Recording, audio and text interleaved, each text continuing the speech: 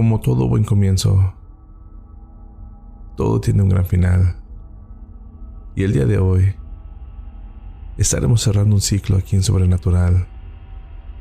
Esta primera temporada que fue súper maravillosa y que esperemos que todos los relatos hayan sido de su agrado. Y ojalá se queden a disfrutar los relatos de la segunda temporada. Comencemos.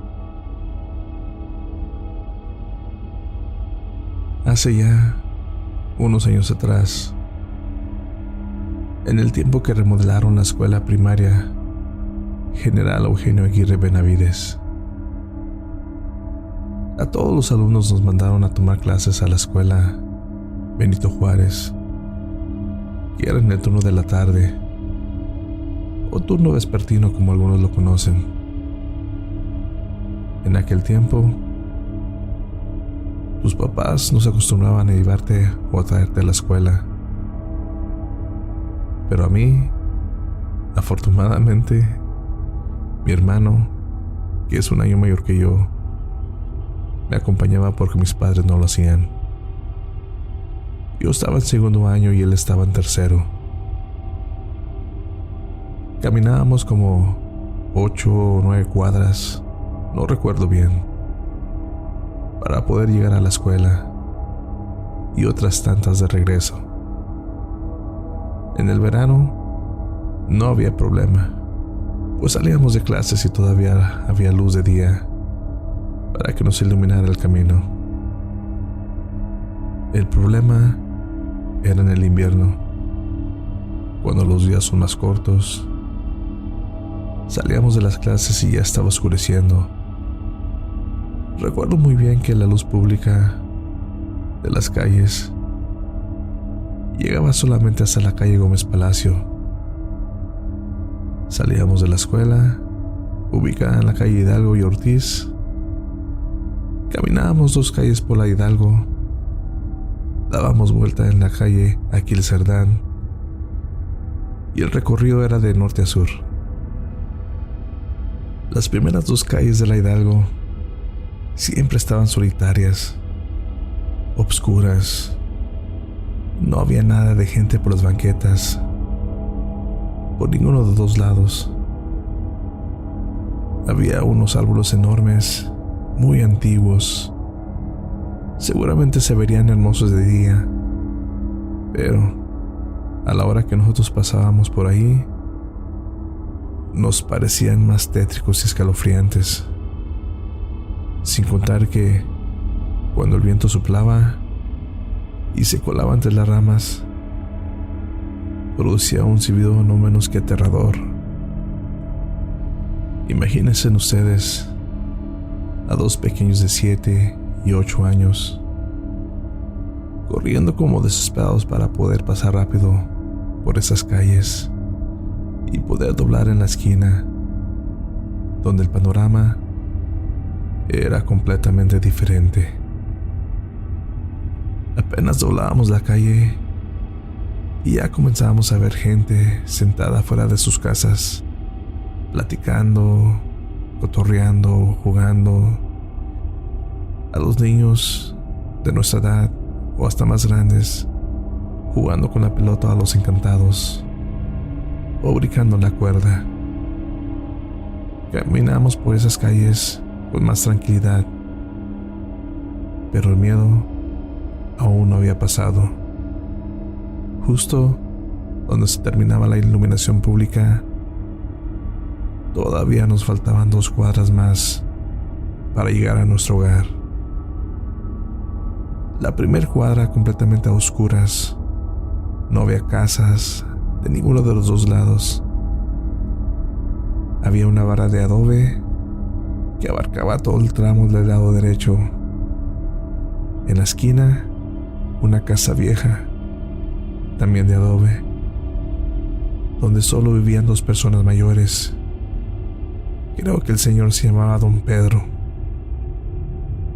Después de la casa, un enorme establo, también a oscuras, y para rematar, Al final de la calle pasaba una acequia que en el verano llevaba agua de riego a las labores de los alrededores. Por el lado derecho también había árboles grandísimos, y en la orilla de la acequia crecía un enorme mezquite. Era tan grande y viejo que las ramas llegaban hasta la mitad de la acequia. En el verano, cuando la acequia llevaba agua, nos subíamos a las ramas y desde ahí nos aventábamos al agua. Era lo mejor de las vacaciones de verano. Pero cuando nos tocaba pasar por ahí en el invierno, sentíamos un miedo enorme, sobre todo porque conocíamos la leyenda del ahorcado. La contaban los chicos de la cuadra. Por las noches de verano, a menudo se juntaban en una esquina para platicar de leyendas de terror. Y esta era una de esas. Contaban que, en una noche de luna llena, un hombre que había asesinado a su esposa e hijos, desesperado por no tener dinero ni trabajo, decidió también quitarse la vida, y lo hizo colgándose de la rama del mezquite que tendía sobre la acequia. Y ahora, en las noches, especialmente en las noches de luna llena, se puede ver su cuerpo colgado en medio de la acequia. Por supuesto que la leyenda y nuestra gran imaginación nos provocaba el mayor de los miedos.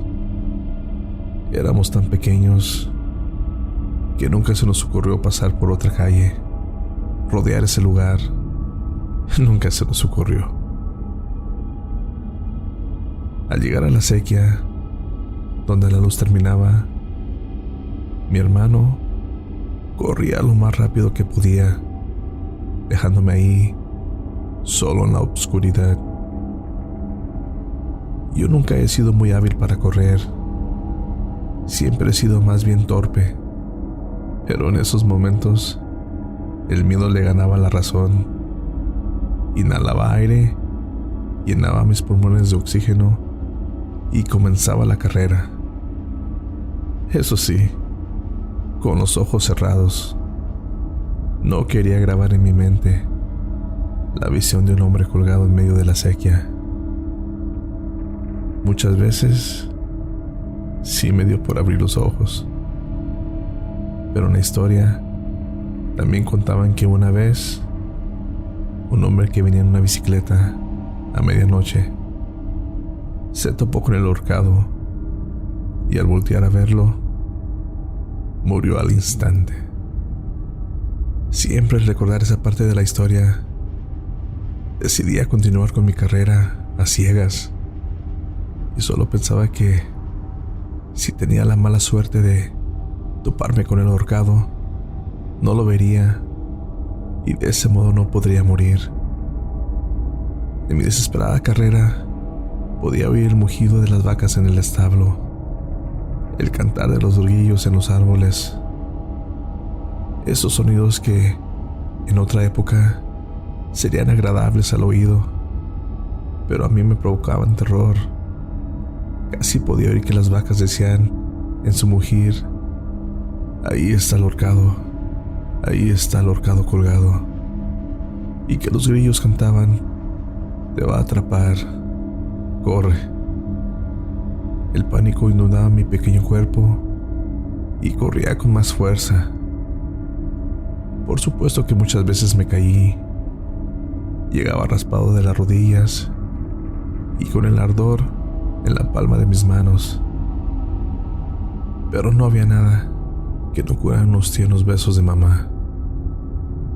Nunca dije que mi hermano me dejaba solo en esa cuadra. Tampoco era rajón. Ese año escolar fue el más largo de mi vida y el que me provocó el mayor de mis temores: la oscuridad.